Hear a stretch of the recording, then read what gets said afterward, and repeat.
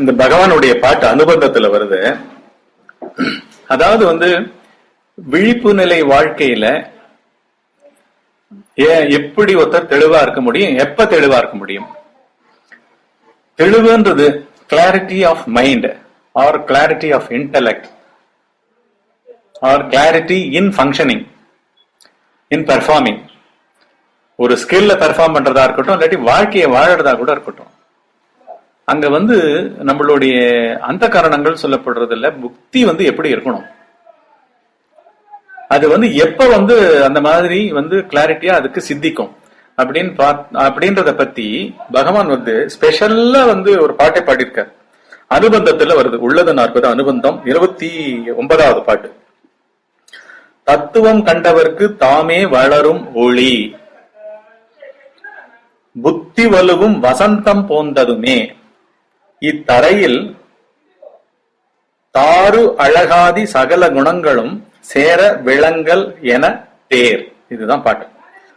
First line, தத்துவம் கண்டவர்க்கு தாமே வளரும் ஒளி. தத்துவம்னாலே என்ன வார்த்தை? தத்துவம்னா என்ன? ட்ரூத்னு அர்த்தம். தத்துனாலே அதுன்னு அர்த்தம், தொம்னா நீன்னு அர்த்தம். நீ அதுன்னா என்ன? ஏதோ ஒரு குணம், ஏதோ ஒரு நிலை, அதுவா நீ இருக்கணும்னு அர்த்தம். தத்துவம் இந்த வார்த்தைக்கு அந்த நிலையா நீ இருக்கணும்னு அர்த்தம். அந்த குணமா நீ இருக்கணும். அந்த குணம் என்ன குணம்? தெளிவு, தெளிந்து இருத்தல், குழப்பம் இன்றி இருத்தல், பயம் இன்றி இருத்தல். இதுல தத்துவம்னு சொல்லப்படுறது என்னன்னா ஆன்ம நிலை. ஆன்ம நிலைன்றது என்ன நிலை? தனித்த குணங்கள் எதுவுமே அதை தீண்டாது. சாதாரணமா நம்ம மனம் உற்பத்தி ஆறதே முக்குணங்களாலதான் அது உற்பத்தி பண்ணப்படுறது. முக்குணங்களுடைய ஏற்ற இறக்கங்கள் பல விகிதங்கள்ல பெர்முடேஷன் காம்பினேஷன்ல சேர்ந்து சேர்ந்து இயங்கிறது தான் சத்துவ ராஜச தாமச குணங்கள். இந்த சத்துவ ராஜச தாமச குணங்கள் தான் பல பிறவிகளா நம்ம நிறைய ஃபார்ம்குள்ள மனமாக குடிபுகுகிறோம், வாழ்க்கை நடத்துகிறோம்.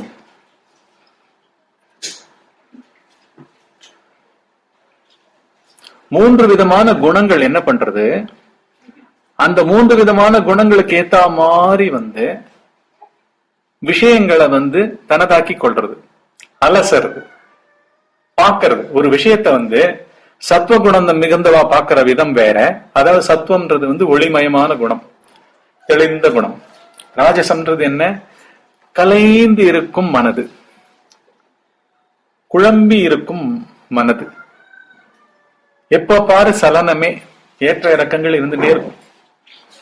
இந்த கிராஃப் மாதிரி பிளட் பிரஷர் ஏறி இறங்கிட்டு இருக்க மாதிரி எப்ப பாரு அந்த குணத்துல ஏற்ற இறக்கங்கள் இருக்கும். விதவிதமான கன்க்ளூஷன்ஸ், போன கன்க்ளூஷனை இந்த கன்க்ளூஷன் மாத்தி அமைக்கும். புரியுதா? இந்த கன்க்ளூஷனை கொஞ்ச நேரம் கழிச்சு கடைசியா யார் பேசுறாங்களோ அவளோட இன்ஃபுளுன்ஸ் காட்பட்டிருப்பான். புரியுதா? எடுப்பார் கைப்பிள்ளைன்னு சில பேர் சொல்லுவார். யார் என்ன பேசுறாளோ அது அங்க போயிடும். புரியுதா? அதுக்கோசரம் இவன் வாதாடுவான்.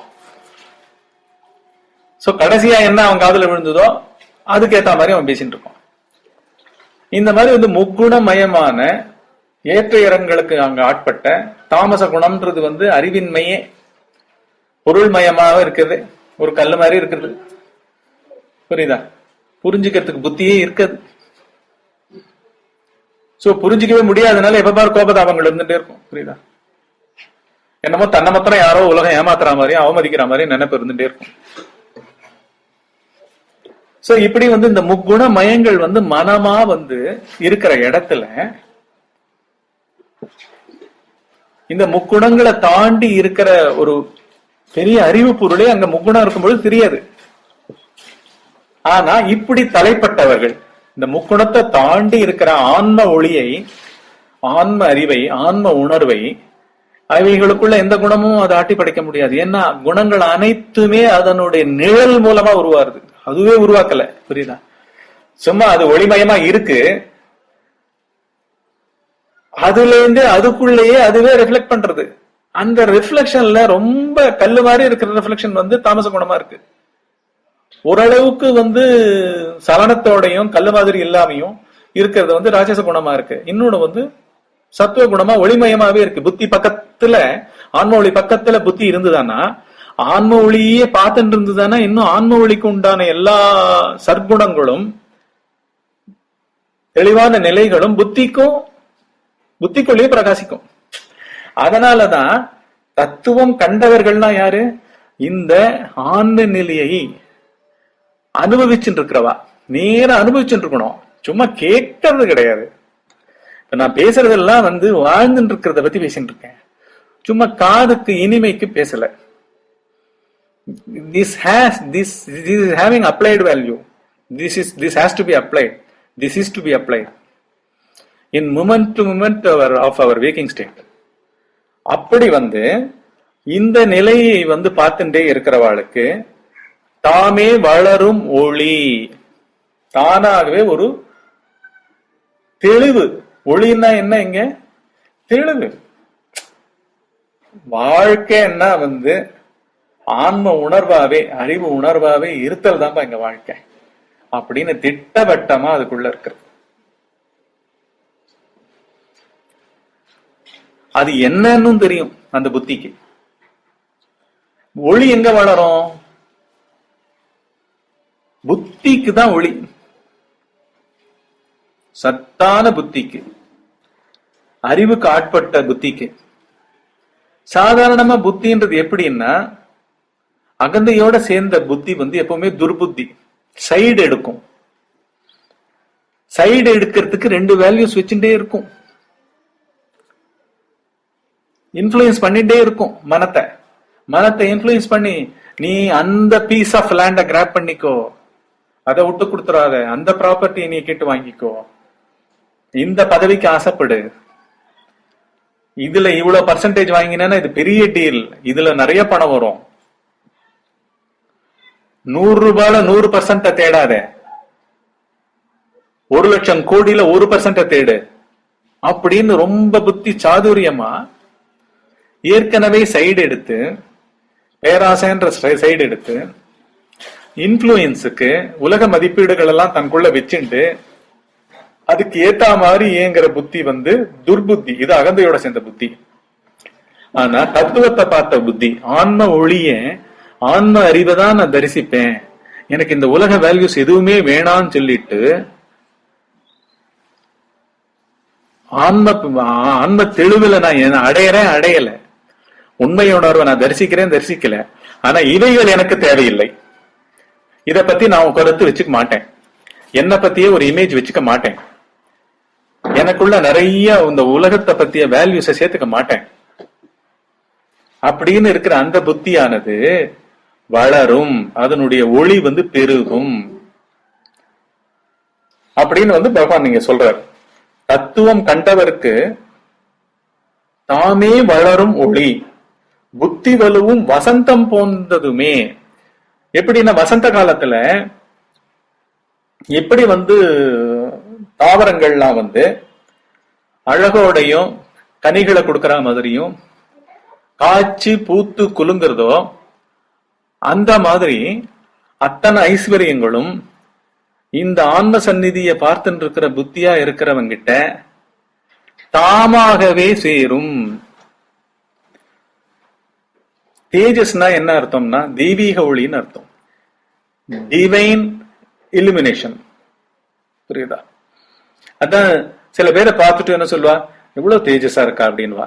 அந்த தேஜஸ் என்னன்னா உள்ள இருக்கிற அவளுக்கு வந்து விகல்பங்கள் கிடையாது, விபரீத ஞானம்னு சொல்லப்படுற தேகத்தை வந்து பிரதானமா வச்சுண்டு, குணங்களையும் புத்தியையும் பிரதானமா வச்சுண்டு, மனத்தையும் பிரதானமா வச்சுண்டு, அகந்தையை பிரதானமா வச்சுண்டு வாழற எந்த ஒரு செயல்பாடுகளும் அவகிட்ட இல்லைன்னு அர்த்தம். இது இல்லைனாலே வந்து அந்த இடத்துல வந்து தெளிவு இருந்துட்டு இருக்கும். அந்த தெளிவு வந்து அகத்தின் அழகு முகத்தில் தெரியும்னுவா. முகத்துக்கு வர தேஜஸ் வந்து ஒரு மாதிரி அந்த சாந்த நிலையில இருந்துட்டே இருக்கிறதுனால அந்த முகத்துக்கு வந்து அழகு கூடும். அந்த முகத்திலேயே அந்த தெய்வீக தேஜஸ் தெரியும். காரண காரியம் இல்லாமல் அந்த தேஜஸ் பொருந்தினவாளுடைய சந்நிதி இருந்ததுனாலே கை குவிச்சு அவளை வணங்க தோணும். காரண காரியம் இல்லாம அவ சந்நிதியில மனம் அமைதியுறும். அவ ஒன்னும் பேசக்கூட வேண்டாம். அந்த ஏன்னா இது எல்லாம் அந்த புத்தியில அங்க போய் சங்கமிச்சிருக்கு. அது சங்கமிச்சிருக்கு, இல்லாமல் வராது எதுவுமே. இந்த ஜென்மன்றது கூட கணக்கு கிடையாது. எப்படி திருஞான சம்பந்தருக்கு 3-4 வயசுலயே பெரிய ஆன்ம ஞானம் சித்திக்க பெற்றதோ, அம்பாளே ஞானப்பால் கொடுத்து அந்த புத்தி அப்பேற்பட்ட ஒரு ஆன்மாவுல சாயுஜம் அடைஞ்ச புத்தியா மாத்தினாலோ, அந்த மாதிரியான அந்த தேகத்துக்கு கூட அந்த தேஜஸ் கூடும். ஏன்னா அது புத்தியினுடைய தேஜஸ். ஆன்ம தேஜஸ் தான் முகத்துக்கு வரும், உடம்புக்கும் வரும். ஏன்னா அவர்கள் எல்லாமே ஆன்ம பொருள்.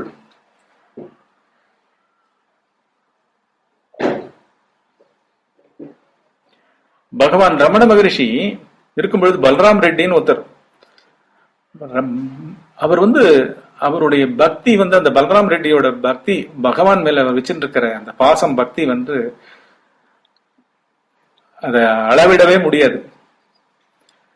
பகவானுக்கு அந்த கருணை ஜாஸ்தி ஆயிடும். அவரை கொஞ்சம் கூட அவருக்கு எதுவும் ஒரு சந்தேகம் வந்துடக்கூடாதுன்ட்டு அவர் என்ன பண்ணுவாரு, பகவானே போய் புஸ்தக ராக்கல இருந்து புஸ்தகத்தை தேடிட்டு பகவானே வேதமே, அவரே வேதம். ஆனா அவரோட கருணை எப்படி இருக்குன்னா, அவர் போய் வேற ஏதோ ஒரு புஸ்தகத்தை தேடிட்டு அந்த புஸ்தகத்துல இருந்து அந்த லைனை எடுத்துட்டு மேல சோஃபால இருந்து இறங்கி இவர் பக்கத்துல உட்கார்ந்துட்டு, இந்த பல்ராம் ரெட்டின்ற ஒரு பக்கத்துல உட்கார்ந்துட்டு அப்படி அதை விளக்கம் சொல்வார். அப்ப அந்த பல்ராம் ரெட்டி பகவானோட அவருடைய அனுபவங்கள்ன்ற புஸ்தகத்துல அவர் கொடுத்திருக்காரு. ஒரு பக்கத்துல உட்கார்றாரு. அப்படி அந்த தெய்வீக தேஜஸ் அப்படியே தாக்குறது, ஒரு உஷ்ணமா தாக்குறது. உஷ்ணமே, உடம்புல இருந்து ஒரு உஷ்ணமே, அந்த முகத்துல இருந்து அப்பேற்பட்ட ரேடியன்ஸ். ஏன்னா தத்துவம் கண்டவர், தத்துவம் கண்டவர்க்கு தாமே வளரும். தாமே என்ன, தானாகவே எப்படி தாவரங்கள் வளர்றதோ, செடி கொடிகள் வளர்றதோ, அந்த மாதிரி இது அந்த ஒளி ஆன்ம தேஜஸ் வளரும். எங்க வளரும்? புத்தியில தான் வளரும். எல்லாத்துக்கும் ஆதாரமா இருக்கிற ஒரு உணர்வு, பேருணர்வு, அறிவுணர்வு, அதுல இருந்து தான் இங்க சகல எனர்ஜி அத்தனையும் அதுல இருந்து வருது. போர்சஸ் அத்தனையும் அதுல இருந்து வருது. இவைகளுக்கு மேலாக இருக்கிற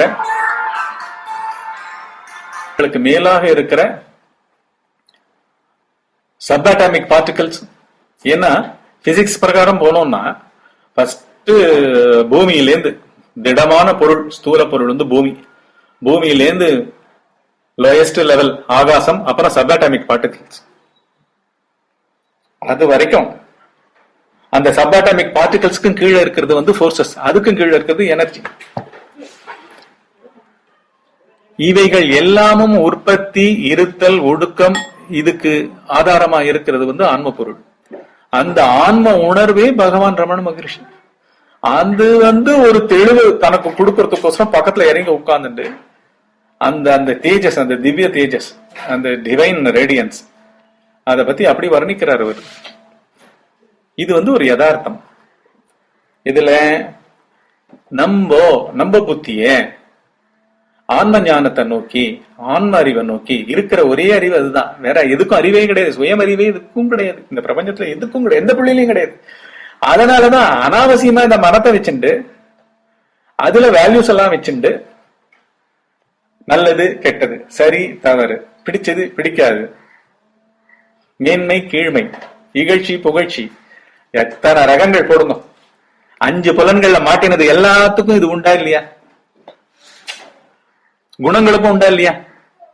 அழகா இருக்கா, அழகா இல்ல, ஆரோக்கியமா இருக்கா, இது எப்ப பாரு சீக்கு அப்படின்றதுல இருந்து எல்லாத்தையும், அது முட்டாளு, இது நன்னா படிக்கிறது, இன்டெலிஜென்ட். ஒப்பிடுதல் இல்லாம ஒரு வார்த்தை புத்தியிலேயோ மனசுலயோ இருக்குமா? ஒரு வேல்யூ இருக்குமா? ஒப்பிடுபவன் அப்படின்னு சொல்லப்படுற மதிப்பிடுபவன் அகந்தையை தவிர வேற ஒருத்தன் இருப்பானா? அகந்தைன்னா என்ன? உடம்ப தானா நினைக்கிற தன்மை பேரு.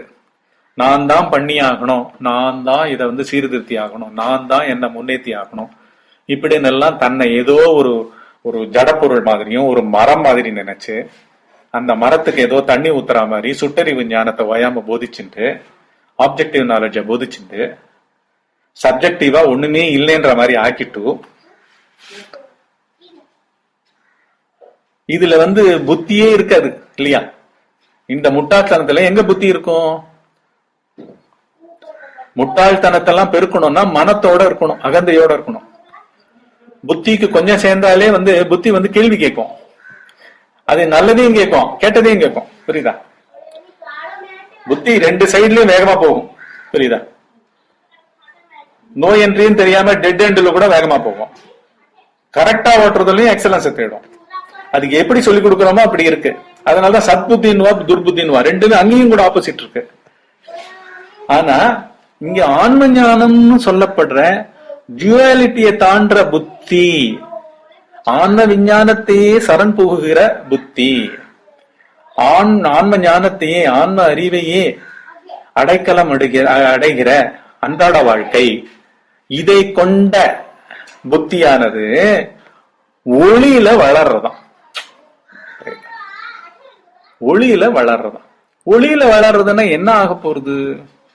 தெளிவே அதன் நிலை. அவ்வளவுதான், வேற ஒண்ணும் கிடையாது. இந்த தெளிவு clarity of mind or clarity of intellect, ஞானம் அப்படின்னாலே என்ன?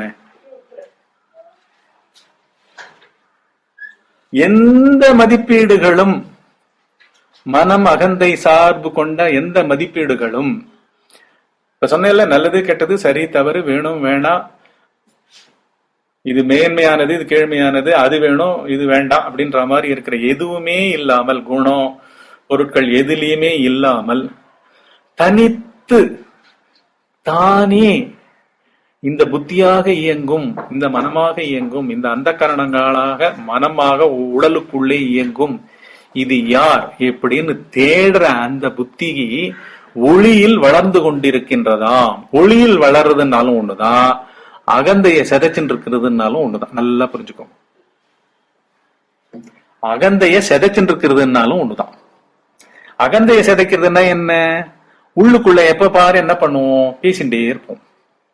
அந்த பேசுதலுக்கு என்ன ஒரு அப்படி பேசுதல் இல்லாம ஏன் இருக்க முடியல அப்படின்னு பார்த்தா, எல்லாத்துக்கும் காரணம் பயம். பயம் என்ன? பயம், எல்லா பயத்துக்கும் மூல பயம் என்னன்னா, நாம போயிடுவோம். என்ன புரண்டு புரண்டு அழுது கலாட்டா பண்ணி இந்த வாழ்க்கையை எப்படி வாழ்ந்தாலும், ஆசை கொண்டு என்ன வாழ்ந்தாலும் போயிடுவோம் அப்படின்ற மரண பயம்.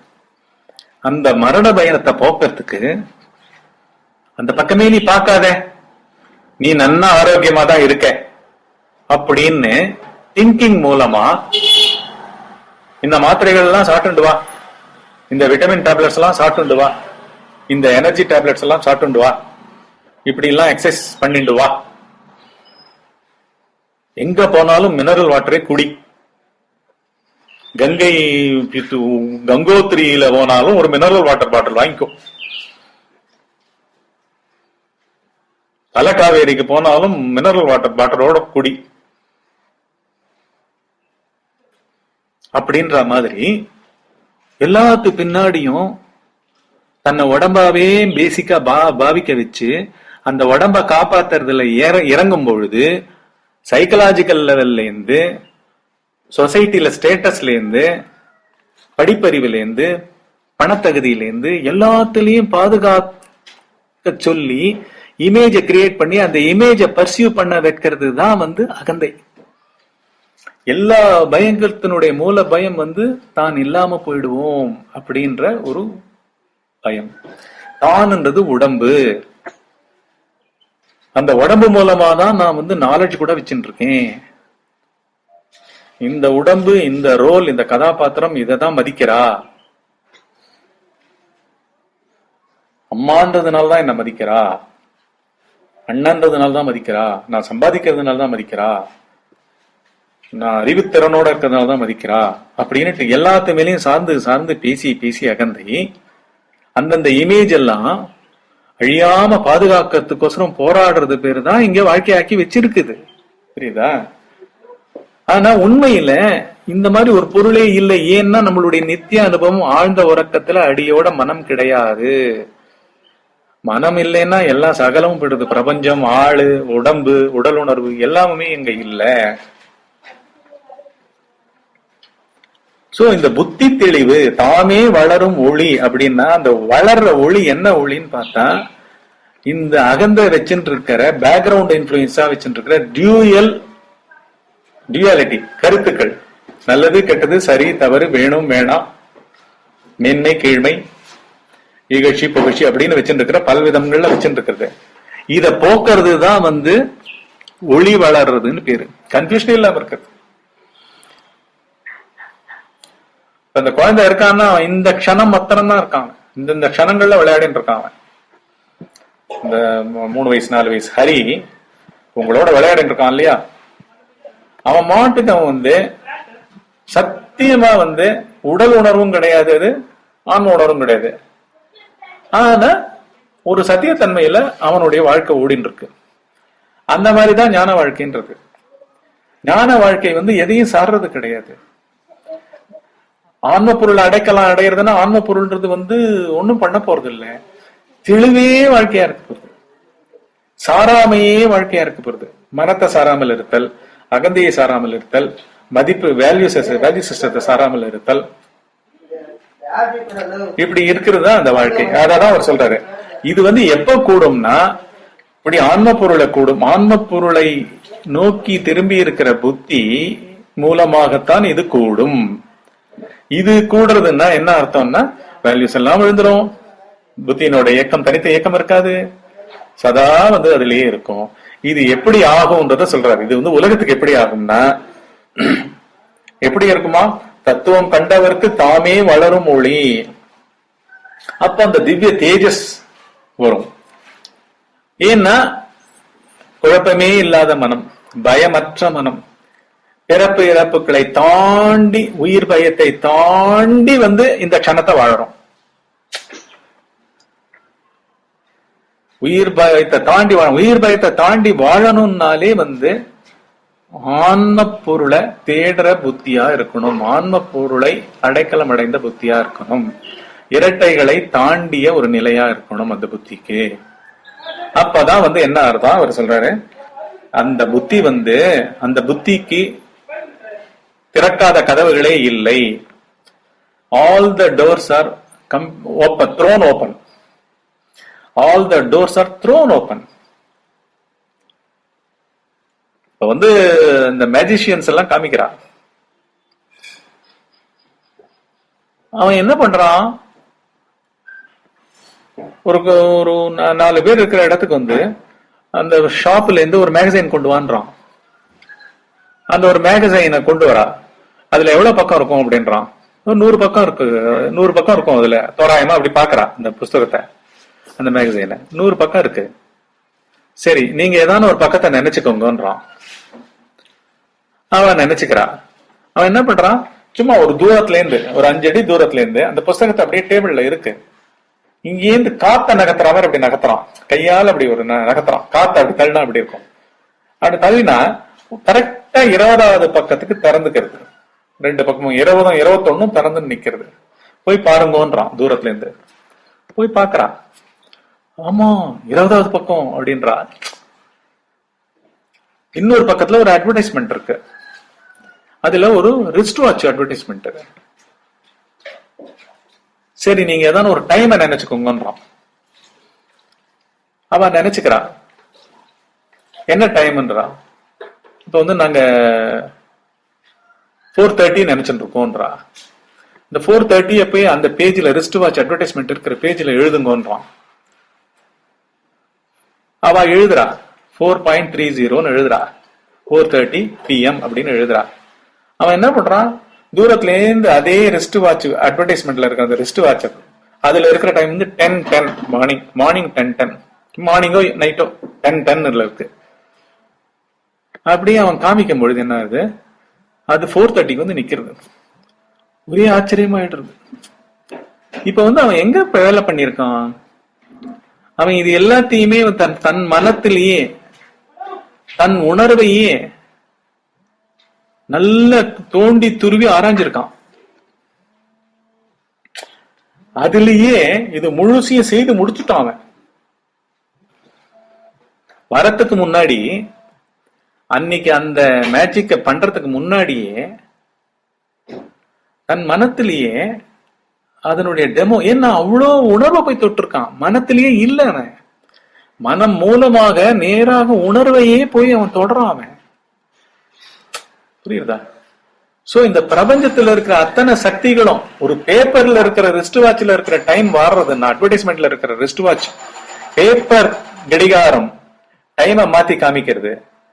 பேப்பர்ல இருக்கிற ஒரு பர்டிகுலர் பேஜ் வந்து காத்தால திறக்கப்பட்டு பர்டிகுலர் பேஜுக்கு போய் நிக்கிறதுன்னா, இது எல்லாமே எதனுடைய வேலை? அறிவோட வேலை. அறிவோட வேலையை அவன் அறிவு மயமாகவே ஆகிவிட்டான் ஆல்ரெடி. புரிஞ்சுதா? தனக்குள்ளேயே எல்லாம் முடிச்சுட்டான். இங்க இந்த புஸ்தகம் கூட ஒண்ணும் கிடையாது. புஸ்தகத்துல தெரிகிற வாட்ச்ல மாத்துறதுன்றது அவனுக்கு ஒண்ணுமே கிடையாது. அவன் தன் அறிவுல ஒரு டைம் அவன் நினைச்சான்னா இங்க இருக்கிற வாட்ச் வந்து அதை மாத்தி காமிக்கிறது. அதே மாதிரி அவன் சந்திச்சு யாருக்கு இந்த டெமோ காமிக்கிறானோ அதை வீடியோ எடுத்துட்டு இருக்கா. அந்த நபர்கள் கூட முக்கியம் என்று. சோ அவனுடைய பிரஜையானது, அவனுடைய ஆன்ம அறிவை வந்து அவன் அந்த அளவுக்கு வந்து புத்தி மூலமா போய் பிராக்டிஸ் பண்ணி பண்ணி பண்ணி என்ன பண்றான், சின்மயமாகவே மாத்திட்டான்.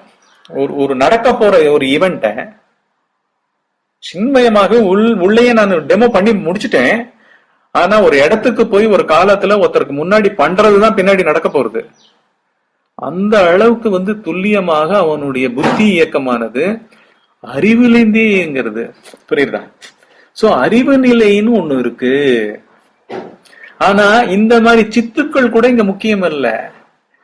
ஏன்னா நீயே ஆன்ம பொருள், ஆன்ம பொருளாக மாறுதல் தான் இங்க முக்கியம். கொஞ்ச நேரம் பிரமிக்க போறான், அமேசிங் அமேசிங் கத்த போறா, அவ்வளவுதான் நடக்க போறது. அதுக்கு மேல அவ அறிவார்த்தமா ஒன்னும் அதை திரும்ப போறது இல்ல. அறிவார்த்தமா ஒன்னும் திரும்ப போறது இல்ல, இல்லையா? அதுதான் அங்க வந்து முக்கியமான அந்த இது. இப்படித்தான் புத்திய நோக்கி திரும்பின, ஆன்ம அறிவை நோக்கி திரும்பின புத்தியானது தெளிவு பெருகின்றே இருக்கும். அதுக்கு வந்து எல்லை இல்லை. சித்துக்கள் மூலமா தான் நிரூபிக்கணும்ன்றது இல்லை. ஏன்னா எல்லாரும் நம்ம வந்து ஆழ்ந்த உறக்கத்துல பிணம் போல இருந்துட்டு அந்த இடத்துல வந்து உயிர் வந்து சேஷ்டிக்க ஆரம்பிக்கிறது. புத்தி மூலமா, மனம் மூலமா, அகந்தை மூலமா சேஷ்டிக்க ஆரம்பிக்கிறது. இதுவே பெரிய ஆச்சரியம். முன்னாடி நாமரூபம் கூட இல்லாமல் ஒரு க்ஷணம் முன்னாடி தாழ்ந்து உறங்கிட்டு இருந்தோம். இப்ப குதிச்சு எழுந்துட்டு ஐயோ கல்யாணத்துக்கு போகணும், லேட் ஆயிடுத்து, கிளம்புங்க ஒரு குடும்பத்தையே கிளப்பி எல்லாரையும் குளிக்க வச்சு இது பண்ணி போய் ஒரு 300 கிலோமீட்டர் போயிட்டு ஒரு கல்யாணத்தை அட்டன் பண்ணிட்டு வரோம். இந்த மாதிரி ஒண்ணுமே இல்லாத இடத்துல இருந்து மேஜிக் மாதிரி ஆழ்ந்த வரத்துல ஒண்ணுமே கிடையாது. பிரபஞ்சம் கிடையாது, உலகம் கிடையாது, தனித்தொருவன் கிடையாது. எல்லாம் வந்துடுறது, எல்லா பேதங்களும் வந்துடுது, எல்லா வித்தியாசங்களும் வந்து எல்லா குழப்பங்களும் வருது. வெறும் மனம் வரல, குழப்பங்கள் வருது.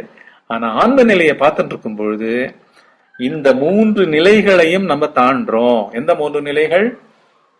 ஆழ்ந்த உறக்க நிலை, விழிப்பு நிலை, கனவு நிலை. விழிப்பு நிலை கூட ஒரு கனவு தான்.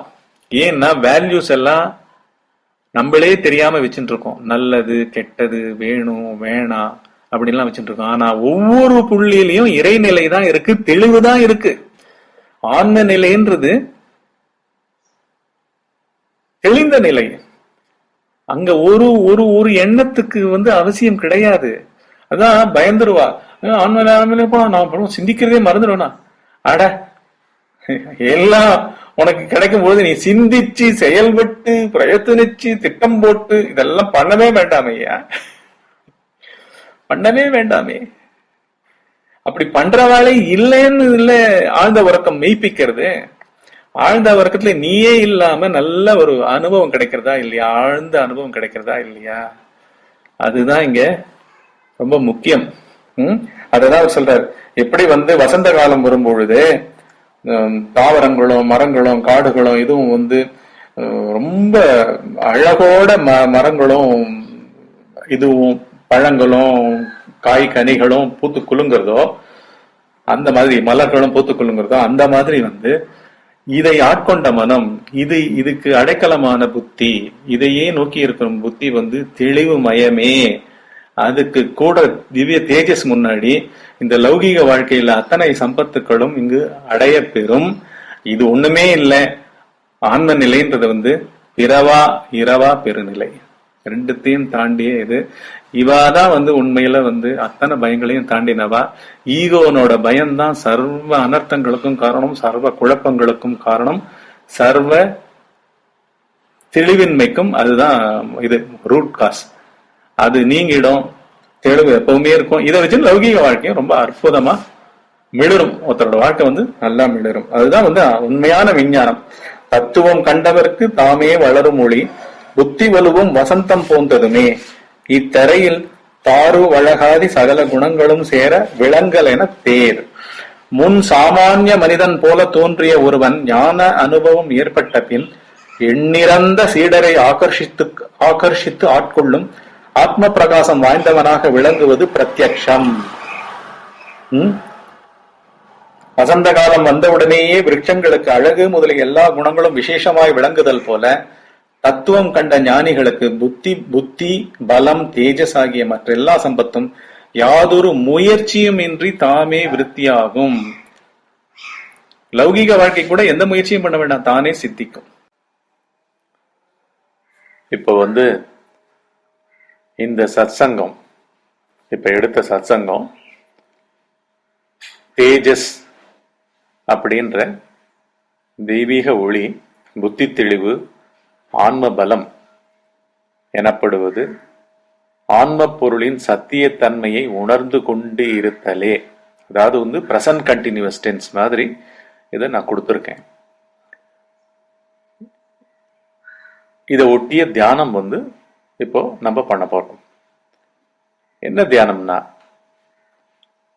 சாதாரணமாக நம்ம விழிப்பு நிலைக்கு, ஆழ்ந்த உறக்கத்திலிருந்து விழிப்பு நிலைக்கு உடல் உணர்ச்சி மூலமாகவும் நினைவுகள் மூலமாகவும் அந்த செய்ய வேண்டிய கர்மாக்கள் மூலமாகவும் விழிப்பு நிலைக்கு நம்ம விழித்துக் கொள்கிறோம். அப்படி விழித்தல் அப்படின்றதே அடிப்படையா அது நடக்கிற விதம் பாத்தீங்கன்னா, போர்வைக்குள்ள படுத்துண்டு இன்னும் போர்வையை கூட விலக்காம படுத்துட்டு இருக்கும் பொழுது நிறைய ஞாபகங்கள், நினைவுகள், செய்ய வேண்டிய கர்மாக்களை பற்றிய திட்டங்கள் அப்படின்றதெல்லாம் வந்துட்டு இருக்கும். இதெல்லாம் அறிவு சம்பந்தமான இயக்கங்கள். அதாவது அறிவே தன்னைத்தானே இந்த மாதிரி நம்ம உடலோட பந்தப்படுத்தி அன்னைக்கு செய்ய வேண்டிய கர்மாக்களாகவும் பேச வேண்டிய பேச்சுக்களாகவும் வாழ வேண்டிய வாழ்க்கையாகவும் அன்னைக்கு இயங்க வேண்டிய அத்தனை இயக்கங்களாகவும் மனத்து மூலமா இன்னும் போர்வையை விளக்காம படுத்துட்டு இருக்கும் போது நடந்துட்டு இருக்குன்னா, அறிவு தான் இப்படி நிலையிலேந்து நழுவி நழுவி நழுவி கர்மாக்களாகவும் நினைவுகளாகவும் திட்டங்களாகவும் மாறிக்கொண்டே இருக்கின்றது. இது நம்மளுக்கு நம்ம பிளான் பண்ணிட்டு இருக்கோன்றது தெரியாம அந்த எண்ண ஓட்டங்களாவே இருந்துட்டு இருக்கோம். ஆனா அந்த எண்ண ஓட்டங்கள் அங்க இருக்க எப்படி சாத்தியம் ஆகும்? மனம்ன்றது அறிவுமயமாக ஒரே எண்ணங்களாக, எண்ணங்களின் சமுதாயமாக அங்க நமக்குள்ள தெரிஞ்சுட்டே இருக்கு. நம்ம செய்ய வேண்டிய கர்மாக்கள் தெரிஞ்சுட்டு இருக்கு, நாம் அனுபவித்துக் கொண்டிருக்கின்ற உணர்ச்சிகளும் அங்க உள்ள தெரிஞ்சுட்டு இருக்கு. நம்மளுக்கு உடல் மூலமா நம்ம அனுபவிச்சுட்டு இருக்கிற உணர்ச்சிகள், உலக சம்பந்தமான விவகார தசையில நம்ம அனுபவிச்சுட்டு இருக்கிற உணர்ச்சிகள், பாவங்கள், இதெல்லாம் தெரிஞ்சுட்டே இருக்கு. இது தெரியாததுன்றது ஒண்ணுமே இருக்க முடியாது. இப்படி தொடர்ந்து தெரிதல்ன்றது எப்படி நடக்கும்? அங்க ஏதோ ஒரு பிரகாசம் இருந்தாதான் ஒண்ணு தெரிய முடியும். நான் ஒண்ணுத்த நினைச்சுட்டு இருக்கேன்றது பேரலா எனக்கு தெரியறது அப்படின்னு சொல்லப்படுற அந்த எனக்குன்றதை இது நாள் வரைக்கும் நான் உடம்பாதான் நினைச்சுட்டு இருந்தேன். சோ எனக்கு தெரியறது அப்படின்ற மாதிரி தெரியறதுக்கு பிரகாசம் தான் அடிப்படையா இருக்க முடியும். அந்த பிரகாசத்து மேலதான் இப்போ தியானம் பண்ண போறேன். அதாவது மனத்துல எது நடந்தாலும் உடனே அது நடக்கும் அந்த ஒரு எண்ணமாக இருக்கட்டும், ஒரு ஞாபகமா இருக்கட்டும், பழைய அனுபவத்தை ஒட்டிய விருப்புகளா இருக்கட்டும், செய்ய போற காரியத்துல பண்ற திட்டங்களா இருக்கட்டும், தீர்மானங்களா இருக்கட்டும், வாழ்க்கையை பத்தி நான் எனக்கு சௌகரியமா இருக்கேன் இல்ல கஷ்டப்படுறேன்ற உணர்ச்சிகளா இருக்கட்டும், எல்லாமுமே யாரோ ஒருத்தன் தன்னைத்தானே அந்த நடப்புகளை தானா நினைச்சுக்கிறது அந்த தெரிதல் மூலமா தான் அவன் நினைச்சுக்கிறான். இப்ப அந்த தெரிதலுக்கு ஒரு ஒளி இருந்து ஆகணும். எப்படி விழிப்பு நிலைன்னு சொல்லப்படுற பகல் பொழுதுல சூரிய வெளிச்சமானது சகல பிரபஞ்சத்தையும் வெளிச்சத்துக்கு கொண்டு வருதோ, காண்பிக்கின்றதோ, அது ரொம்ப சகஜமா நம்ம எடுத்துக்கிறோம். நம்ம கண்ணும் அந்த சூரிய வெளிச்சத்தை ரொம்ப சகஜமா எடுத்துண்டு பார்க்கும் திறனா உலகத்துல இருக்கிற காட்சிகளை பார்த்துட்டு இருக்கு. அந்த மாதிரி மனத்துக்குள்ள ஒரு பிரகாசம் ஓயாம இருந்துட்டு இருக்கு. அந்த பிரகாசம் தான் தேஜஸ். அந்த பிரகாசம் தான் புத்தி தெளிவை கொண்டு போகும். இப்ப பர்ஸ்பெக்டிவே இப்ப பண்ண போற தியானத்துல எப்படி மாறணும்னா, எண்ணங்கள், எண்ண ஓட்டங்கள், திட்டமிடுதல்கள், விருப்பு கொண்ட உணர்ச்சிகள், மேன்மை கீழ்மை கொண்ட உணர்ச்சிகள், பழைய நினைவுகள், ஞாபகங்கள், அனுபவித்த அனுபவங்கள், இப்படின்னு தொடர்ந்து தொடர்ந்து தொடர்ந்து நம்மள உடம்பாவும் மனமாகவும் வைத்துக் கொண்டிருப்பதே அந்த எண்ணங்களின், நினைவுகளின், அனுபவங்களின் ஓட்டம்தான். இவைகள் எல்லாமே நமக்கே தெரியுது. அந்த நமக்கே தெரியுதுன்றது ஒரு மனத்துல தொடர்ந்து இந்த மனமே ஒரு பிரகாசத்துல தோன்றி வெளியில வருது. எப்படி உலக காட்சிகள் அனைத்தும் சூரிய உதயத்துல வெளியில வருதோ, இருட்டுனால அப்படியே மூழ்கி கிடக்கோ, மலைக்கும் பள்ளத்துக்கும் வித்தியாசம் தெரியாம எப்படி மூழ்கி கிடக்கோ, அதே மாதிரி மனம் உதிக்கும் பொழுது மனத்தினுடைய அறிதல் மனத்தினுடைய சக்தி கிடையாது, ஆன்ம பொருளுடைய சக்தி. அந்த சக்தியான ஒளிமயமான அந்த பிரகாசத்து மேல மாத்திரம் எண்ணங்களுக்கு பதிலாக, அனுபவங்களுக்கு பதிலாக, திட்டங்களுக்கு பதிலாக, தீர்மானங்களுக்கு பதிலாக நேரடியாக எப்படி தெரிகிறது அந்த தெரியும் தன்மை, ஒரு எண்ண ஓட்டத்தை அறியும் தன்மை, ஒரு புத்திபூர்வமாக திட்டம் தீட்டுதலை உடனடியாக தெரிந்து கொண்டே செய்து கொண்டிருத்தல் அப்படின்றதெல்லாம் ஏதோ ஒரு பிரகாசத்தை சாராம அங்க நடக்காது.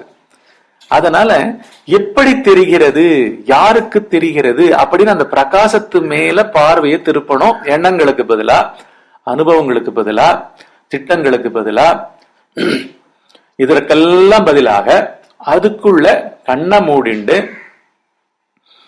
அந்த ஒளி தெரிதல், அறிதல், இது எப்படி எங்கேருந்து தெரிகிறது, யாருக்கு தெரிகிறதுன்றதும் ஒண்ணுதான், எங்கிருந்து தெரிகிறது, யார் ஒரு எண்ணம் நகர்ந்து செல்வதை அறிந்து கொண்டிருக்கின்றான், ஒரு புத்தியினுடைய தீர்மானத்தை யார் அறிந்து கொண்டிருக்கின்றான் இந்த க்ஷணத்துல அப்படின்னு புத்தி என்ன தீர்மானத்தை பண்றதோ அது மேல போக்கஸ் கிடையாது. அதுக்கு பதிலா இந்த தியானத்தினுடைய கிரக்ஸே எதன் மூலமாக நான் ஒரு எண்ணத்தை அறிந்து கொண்டிருக்கின்றேன், ஒரு புத்திபூர்வமான திட்டத்தில் இறங்கி இயங்கிக் கொண்டிருக்கேன், தீட்டிக் கொண்டிருக்கின்றேன், திட்டம் தீட்டிக் கொண்டிருக்கின்றேன், வாழ்க்கையினுடைய வெறுப்புகளான பழைய அனுபவங்களை ஒட்டி வெட்டி கசந்து இல்லாட்டி மகிழ்ந்து கழித்துக் கொண்டிருக்கின்றேன் அப்படின்றதுக்கு ஆதாரமான இருக்கிற அந்த அறிவு ஒளி, அது ஏதோ ஒண்ணு.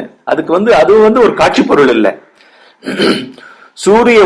சூரியனால வர ஒளி காட்சி பொருள் இல்லை. நம்ம காட்சியை தான் பாக்குறோம். ஸ்பேஸ்ல இருக்கிற உலகத்துல தெரிகிற காட்சிகள்ல தான் நம்ம போக்கஸ் போறதே தவிர, சூரிய உதயத்தினாலதான் இப்ப இவ்வளவு பொருட்களுக்கும் இருப்பே கிடைச்சிருக்கு அப்படின்னு நம்ம சூரிய ஒளிய சகஜமா பார்க்க தெரியல. அது போல இங்க மனத்துக்குள்ள வர ஒளி ஆன்ம ஒளி, ஆன்ம தேஜஸ், அதுதான் புத்தி தெளிவை கொடுக்கும். இப்படி காட்சி மயமாகவும் சொற்கள் மயமாகவும் எண்ணமயமாகவும் இருக்கிற போக்கஸ்ல இருந்து எடுத்து அப்படியே பார்வைய இப்ப பண்ண போற தியானத்துல தொடர்ந்து நீங்க வைக்க போறதே எங்க வைக்க போறீங்க, அந்த பிரகாசம் ஒரு அடித்தளம் போல, ஆற்றுப்படுகை போல தொடர்ந்து பிரகாசம் இருந்துட்டு இருக்கு. ஆற்றுல தண்ணி ஓடும், ஓடாம இருக்கும். ஆனா ஆற்றுப்படுகை எங்கேயும் போகாது, வராது. அது போல தொடர்ந்து பிரகாசம் இருந்துட்டு இருக்கு. மனசுல ஒரு காட்சி உதிக்கும், ஒரு பழைய ஞாபகம் மூலமா ஒரு அனுபவம் மகிழ்ச்சியை கொடுக்கும், இல்லாட்டி அமைதியின்மையை கொடுக்கும், என்ன வேணா கொடுக்கும். ஆனா அந்த மனத்துல இருக்கிற பிரகாசம் ஆன்ம பிரகாசம். அந்த பிரகாசம் எங்கேயுமே போகாது. இத சிதாபாசம் அப்படின்வா. அதாவது சின்மயமான அறிவனுடைய பிரதிபலிப்பு அப்படின்வா. அதுலதான் இவைகள் அனைத்துமே தோன்றி மறைந்து கொண்டிருக்கின்றன. இவைகளை நாமவே நாம் மாற்றிவிட்டோம், மாற்றிக்கொண்டே இருக்கின்றோம், தொடர்ந்து மாற்றிக்கொண்டே இருக்கின்றோம். இதுல இருந்து டிட்டாச் ஆகிறதுக்கு பண்ற தியானம் தான் இப்ப நீங்க பண்ண போறீங்க. தொடர்ந்து விழிப்பு நிலையில கண்ணை திறந்துட்டு இருக்கும் பொழுது யாருக்கு எல்லாம் தெரிகிறது? எனக்கு ஒரு எண்ணம் வந்துதானா, ஒரு பழைய நிகழ்ச்சியை ஒட்டி ஒரு களிப்பான ஒரு மனோநிலை எனக்கு ஏற்பட்டுதானா, அந்த மனோநிலையில போய் மாட்டிக்காம அந்த ஞாபகம் மூலமா அந்த நிகழ்ச்சியிலே தோன்றிருக்காம இது எப்படி தெரிகிறது, யாருக்கு தெரிகிறது அப்படின்னு பாக்குறது தான் அந்த பிரகாசத்துல கொண்டு போய் சேர்ப்பிக்கும். அந்த பிரகாசத்துக்கு தனித்து ஒரு காட்சியோ ஒரு சொல்லோ ஒரு ஒலியோ கிடையாது. ஆன்ம பொருள் இப்படித்தான் இருக்கு. அது தொடர்ந்து மனமாக தான் இருந்து கொண்டிருக்கின்றது.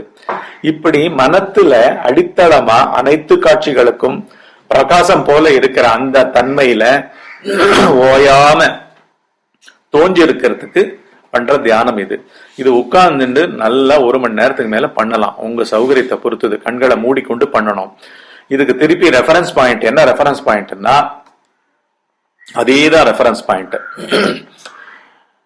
அதாவது ஏதோ ஒரு மந்திரம் உங்க மதத்துக்கு மூலமாக உங்க கடவுளர் யார் இருக்காளோ அந்த கடவுளர் பெயரை வச்சுட்டு ஒரு ரெஃபரன்ஸ் பாயிண்ட். இது எல்லாமே நாம பேசுறது நினைக்கிறது எல்லாமே ரெஃபரன்ஸ் பாயிண்ட் தான். அது ஆன்ம பொருள் அல்ல.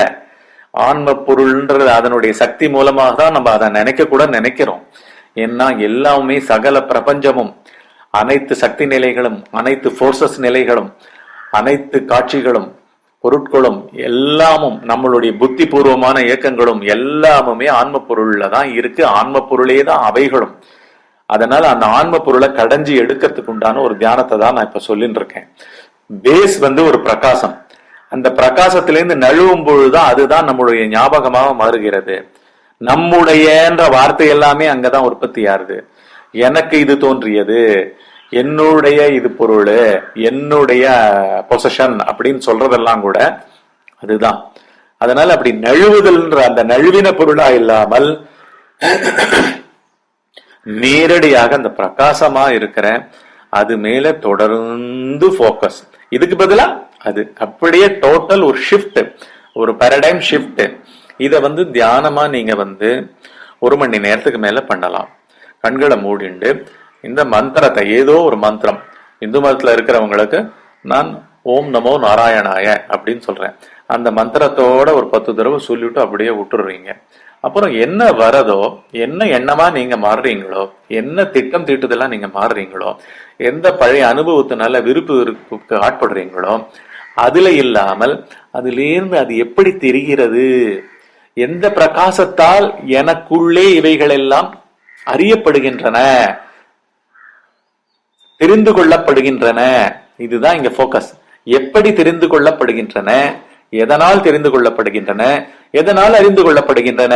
ஒவ்வொரு மனசுல நடக்கிற புத்தி இயக்கமா இருக்கட்டும், மனோ இயக்கமா இருக்கட்டும், அகங்காரத்தினுடைய விருப்பு வெறுப்புகளா இருக்கட்டும், இது எல்லாத்திலையுமே 3 மெயின் ஃபங்க்ஷன்ஸ்லயும் இவைகள் எதனால் அறியப்பட்டு கொண்டிருக்கின்றன, இவைகள் எதனால் தெரியப்பட்டு கொண்டிருக்கின்றன எனக்கு அப்படின்றத அது மேல போடுற ஷிஃப்ட் தான் இந்த தியானம். கண்களை மூடிண்டு ஒரு 10 தடவை ஏதோ ஒரு மந்திரத்தை, உங்களுக்கு தெரிஞ்ச மந்திரத்தை சொல்லிட்டு போக்கஸ் அது கிடையாது. ஏன்னா திருப்பி உள்ள இருக்கிறதுக்கு ஆரம்பம் தான் இந்த மந்திரத்தினுடைய ரெஃபரன்ஸ் பாயிண்ட். இல்லாட்டி அப்படியே எண்ணங்கள் நம்மளை அடித்து எங்கேயோ போயிடும். காட்டாறு மாதிரி எண்ண குவியல்ல மாட்டிண்டு நம்ம எங்கேயோ போய் சேர்ந்துருவோம். அதுக்கு பதிலாக தான் இந்த மந்திர ரெஃபரன்ஸ்.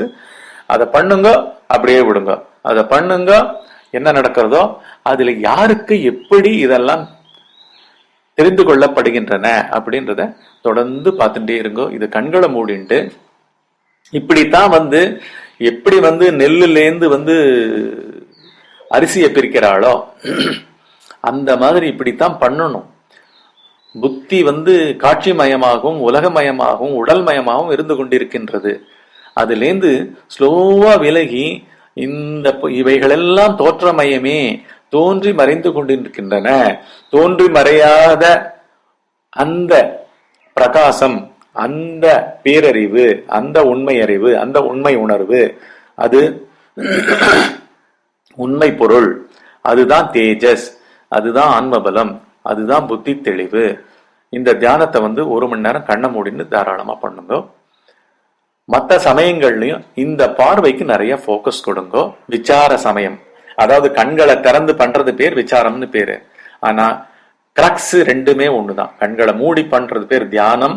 தியானத்திலையும் விசாரம் நடந்துட்டு இருக்கு. விசாரம் என்ன விசாரம்னா, யாருக்கு இது தெரிகிறது, எப்படி தெரிகிறது, அறிவுன்ற குணம் குறியற்ற, நாமரூபங்களற்ற, விருப்பு வெறுப்புகள் கர்மாக்களற்ற, காலங்களற்ற, ஜட இயக்கங்களற்ற ஒரு பெரிய பேருணர்வு பிரகாசமா இல்லாமல், தானே தானாக ஸ்வயம் ஜோதியாக இல்லாமல் இவைகளை அறிய முடியாது. அப்படின்ற அடிப்படையில நம்ம அதுக்குள்ள ஆன்ம பொருளை நோக்கி பண்ற டிராவல் தான் இந்த தியானம். இத கண்களை மூடிண்டு பண்ணுங்க. நுணுக்கமா அந்த பார்வை எந்த எண்ணம் வந்தாலும், எந்த அனுபவத்தை பத்திய விருப்பு வெறுப்புகள் வந்தாலும், காலங்களாக மாறி என்ன திட்டம் தீட்டுதல்களாக மாறிக்கொண்டிருந்தாலும், கவலைகள் ஆட்படுத்தி இருந்தாலும், அவைகளை தாண்டி இவைகள் எப்படி அறியப்படுகின்றன, அறிவுன்ற ஒரு அடித்தளம் இல்லாமல், கடல் படுகைன்னு இல்லையா, சி பெட், ஆற்றுப்படுகைன்னு இல்லையா, அந்த மாதிரி இந்த ஸ்பேஸ்ல தான் பொருட்கள் இருக்கு. அந்த மாதிரி ஸ்பேஸ் மாதிரி ஒரு பேரறிவு இல்லாமல் இவைகள் எப்படி எனக்குள் தொடர்ந்து நான் கோபத்துக்கு ஆட்பட்டிருக்கின்றேன், மகிழ்ச்சிக்கு ஆட்பட்டிருக்கின்றேன், வெறுப்புக்கு ஆட்பட்டிருக்கின்றேன், எதிர்பார்க்கின்றேன், இதெல்லாம் எப்படி உள்ளுக்குள்ள ஒரே க்ஷணத்துல அந்த உணர்ச்சியாவும் இருக்கு, அதுக்கு உண்டான ஒரு காட்சி, பேரு, எண்ணம் அப்படியாவும் மாறிட்டு இருக்கு, ஆடியோ வீடியோவும் மாறிட்டு இருக்கு. அப்படின்னா எல்லாத்துக்குமே அடிப்படை அறிவு. அந்த அறிவு தான் இப்படி தொடர்ந்து மாறிக்கொண்டிருக்கின்றது. இது மேலதான் போக்கஸ் பண்ண போறீங்க. மற்ற சமயங்கள்லயும் இது சர்வ சாதாரணமா நீங்க பண்ணலாம். தினம் 2 வேளை குறைஞ்சது இந்த தியானத்தை பண்ணுங்க. இந்த சத்சங்கத்தையும் கேளுங்க. இதுதான் புத்தி தெளிவை கொடுக்கும். இதுதான் உண்மையில் உடலுக்கும் மனதுக்கும் தேஜஸ்ன்னு சொல்லப்படுற தெய்வீக ஒளியாகவும் மலரும். இதுதான் ஆன்மபலம், ஆன்ம பொருள் அப்படின்றது ஒண்ணு இருக்குன்ற சத்தியத்தன்மை தொடர்ந்து க்ஷணந்தோறும் பெருகி கொண்டே இருக்கும். இது ஒண்ணுதான் இருக்கு, அதுவேதான் எல்லாம். பூர்ணமத பூர்ணமிதம். தோன்றியவைகள் அனைத்தும், இங்கு தோன்றியவைகள் காட்சிகளாக இருப்பவைகள், இன்க்ளூடிங் அதை பார்க்கின்ற நான், பார்ப்பவன், பார்க்கும் தன்மை, பார்க்கப்பட்ட காட்சி, மூன்றுமாக இருப்பதே ஆன்ம பொருள் அப்படின்னு நம்மளுடைய சுரூபத்தை நோக்கி போகின்ற தியானம் இது. ஆன்ம பிரகாசம் தான் மனசுக்குள்ள பிரகாசமாவும் இருக்கு. ரொம்ப எளிது. ஒரே க்ஷணம் எது தெரிஞ்சாலும் தெரியப்பட்ட அறியப்பட்ட காட்சியின் மேலோ, எண்ணத்தின் மேலோ, உணர்ச்சியின் மேலோ போக்கஸ் போகாம, எப்படி யாருக்கு தெரிகிறது, இது என்ன பிரகாசம், எங்கிருந்து எப்படி தெரியும் இது எனக்குள்ள அப்படின்னு நுட்பமா மனத்தை கடக்கும் ஒரு தியானம். மனத்தை பார்க்கும்போது தானாகவே அழியும். அதுதான் இப்ப நீங்க பண்ண போற தியானம். இதை பண்ணுங்க. அடுத்த சத்சங்கத்துல சந்திப்போம், அடுத்த தியானத்துல சந்திப்போம்.